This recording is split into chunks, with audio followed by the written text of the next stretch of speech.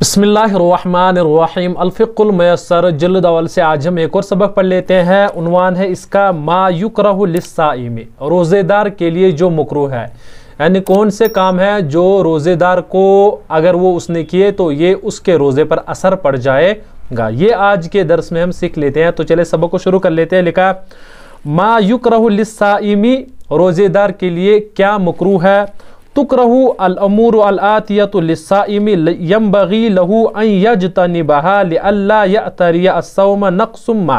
कह रहे हैं कि आने वाले अमूर मकरूह है रोज़ेदार के लिए, ज़रूरी है उसके लिए कि वो बचे इससे ताकि उसके रोज़े पर कोई नुक्स ना हो जाए, यानी उसके रोज़े पर कोई उसका रोज़ा जो है उसमें कोई नुक्स ना रहे। तो ये जो काम है इनसे रोज़ेदार को रुकना चाहिए, ये काम नहीं करने चाहिए, इनसे जो है उसके रोज़े पर असर पड़ जाता है। कौन कौन से काम है लिखा है मज़गु शैइन औ ज़ौक़ुहु बिदून हाजत। कह रहे हैं कि किसी चीज़ का चबाना औ ज़ौक़ुहु या उसको चखना बिदून हाजत, बगैर किसी हाजत के, बगैर किसी हाजत के किसी चीज़ का चखना या किसी चीज़ का चबाना, ये जो है ये रोज़ेदार के लिए मकरूह है। अब ये उस औरत के लिए मकरूह नहीं है जो यानी जिसका शौहर जो हो तेज़ मिजाज हो, तो अगर वो कभी नमक चख सकती है तो उसको मकरूह नहीं है, यानी चख सकती है लेकिन उसको फ़ौरन थूकना है। लेकिन अगर कोई यानी उज़ुर नहीं है तो उसको चखना या नमक को चखना या किसी और को चखना, तो ये जो है ये बिल्कुल मकरूह है। फिर इसी एतबार से जमउर्रीक़ी फ़िल फ़म्मि सुम्मा इब्तिलाउहु, इसी एतबार से लुआब का जमा कर लेना, यानी थूक का जमा कर लेना मुंह में, उसके बाद उसका निगलना। यानी कोई रोज़ेदार ये काम कर लेता है, उसको लग रहा है कि मुझे प्यास लग रही है, और उसके बाद वो क्या कर रहा है कि थूक को जमा कर रहा है और बहुत ज़्यादा जमा कर रहा है और उसके बाद उसको निगल लेता है। कह रहे हैं कि ये भी रोज़ेदार के लिए क्या है मकरूह है, यानी इससे उसके रोज़े पर असर पड़ जाता है।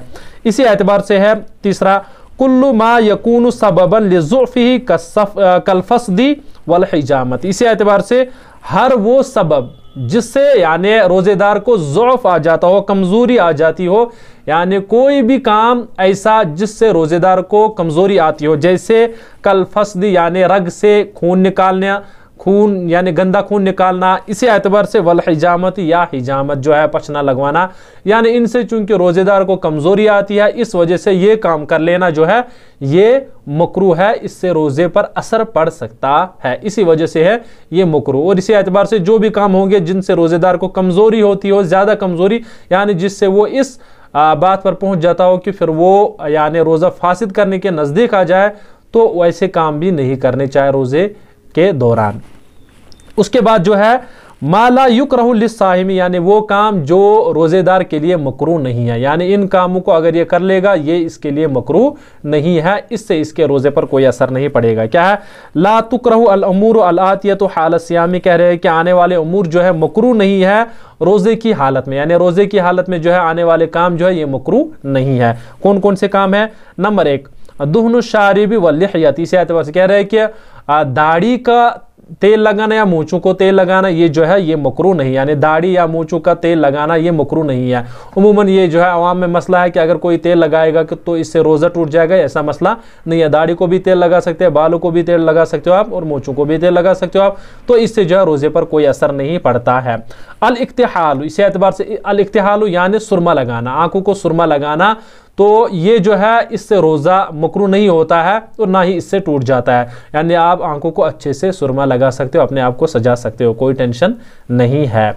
इसी एतबार से अल-इग्तिसालु लित्तबर्रुद, यानी सर्दी यानी के लिए गुस्ल कर लेना, यानी नहाना सर्दी, ताकि ये ऐसा महसूस हो जाए कि थोड़ी बहुत ठंडक महसूस हो जाए, तो इसके लिए नहाना जो है ये मकरूह नहीं है। चूंकि आवाम में एक मसला यानी चल रहा है कि अगर किसी ने यानी भूख की वजह से या सर्दी की वजह से नहाया तो इसका रोज़ा फासिद हो जाएगा, ऐसा मसला नहीं है, इससे जो है कि कोई भी असर नहीं है, रोज़े पर पड़ जाता है। इसी एतबार से जो है अत-तलफ़्फ़ुफ़ु बिसौबिन मुबतल्लिन लित्तबर्रुद, यानी जो भीगा हुआ कपड़ा है उसको पहनना ठंडी के लिए, ठंडक के लिए जो है कोई भीगा कपड़ा ही लाएगा और उन्हीं को पहनेगा, कहेगा कि इससे हमें जो है ठंडक महसूस हो रही है, तो ये भी कर सकता है इंसान, इससे जो है रोज़े पर कोई असर नहीं पड़ेगा और ना ही इससे रोज़ा फासिद हो जाएगा। इसी एतबार से अल-मज़मज़तु वल इस्तिंशाक़ु लिग़ैरिल वुज़ू, यानी बग़ैर वुज़ू के मजमज़ा कर लेना, इस्तिंशाक कर लेना यानी कुली कर लेना, नाक में पानी डालना तो बगैर वज़ू के ही, यानी ये भी जो है इससे रोज़ा मकरूह नहीं होता, इसमें कोई परेशानी नहीं है। और हो सकता है कि कोई आपको ये कहता हो कि नहीं अगर आप ज़्यादा ज़्यादा कुली करोगी तरी हासिल होती है तो इससे आपका रोज़ा फासिद हो जाएगा, ऐसा मसला नहीं है। रोज़ा बिल्कुल बरकरार है और ना ही इससे रोज़े पर कोई असर पड़ता है।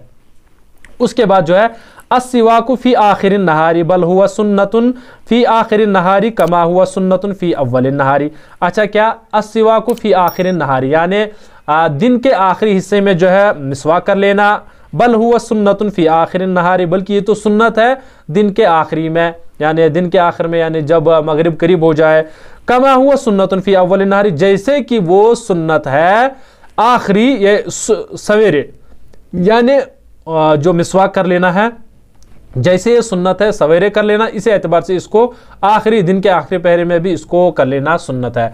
जैसे कि अवाम में एक मसला मशहूर हो गया है कि नहीं 12 बजे से पहले आप मिसवाक नहीं कर सकते, इससे आपका रोज़ा फासिद हो जाएगा। ये मसला जो है बिल्कुल गलत मसला है। ये कह रहे हैं कि जैसे कि दोपहर में आपको सुन्नत है, यानी दोपहर से पहले भी, यानी जैसे कि आपके शुरू दिन में भी आप ये मिसवाक कर सकते हो, वो भी सुन्नत है इसी एतबार से। और ये न सोच ले कोई कि बस असर के बाद अब मिसवाक नहीं कर लेना है, इससे रोज़ा फासिद हो जाएगा, नहीं, ऐसा मसला नहीं है, बल्कि उसके बाद भी ये सुन्नत है, इससे जो है रोज़े पर कोई असर नहीं पड़ता है। तो चलिए हो गया हमारा यहाँ तक सबक, इंशाल्लाह आगे फिर हम और एक सबक पढ़ लेते हैं।